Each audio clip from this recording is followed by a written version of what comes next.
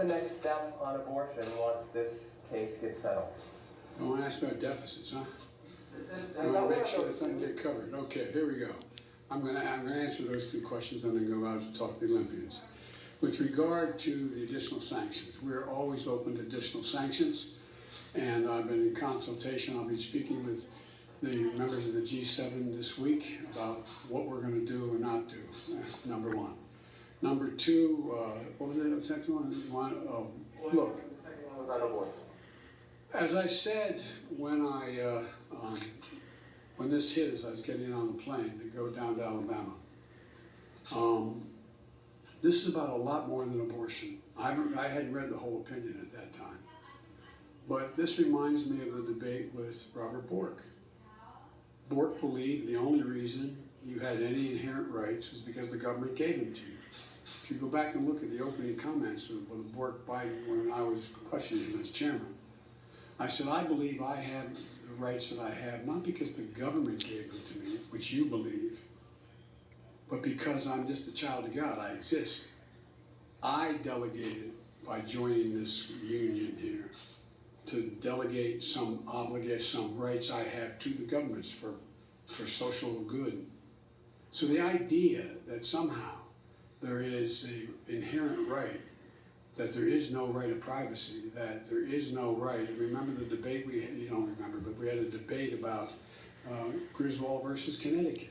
There had been a law saying a married couple could not purchase birth control in the privacy of their own bedroom and use it. Well, that got struck down. Griswold was thought to be a bad decision by Bork, and my guess is the guy's on the Supreme Court now.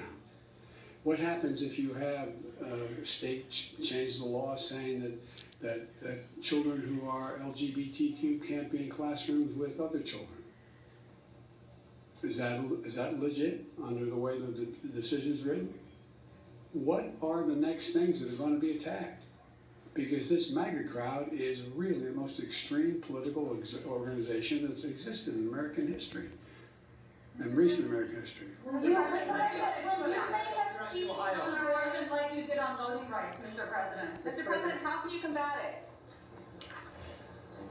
Okay, the President has wrapped up his Q&A and his session on the economy there. Let's go immediately and bring in Congressman Jim Jordan.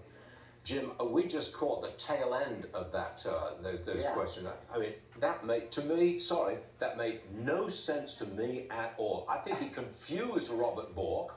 I think he confused the idea of what rights are threatened or otherwise. Oh, have at it, please, Jim, because that was a mess.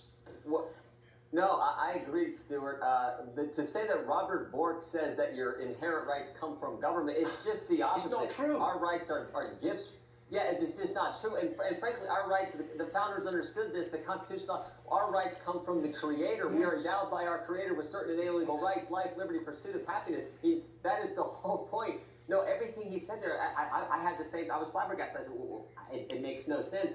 But unfortunately, most of the time now, when the President of the United States speaks, when Joe Biden speaks, it doesn't make sense. And it's frightening, it's scary, and it's a concern for all of us.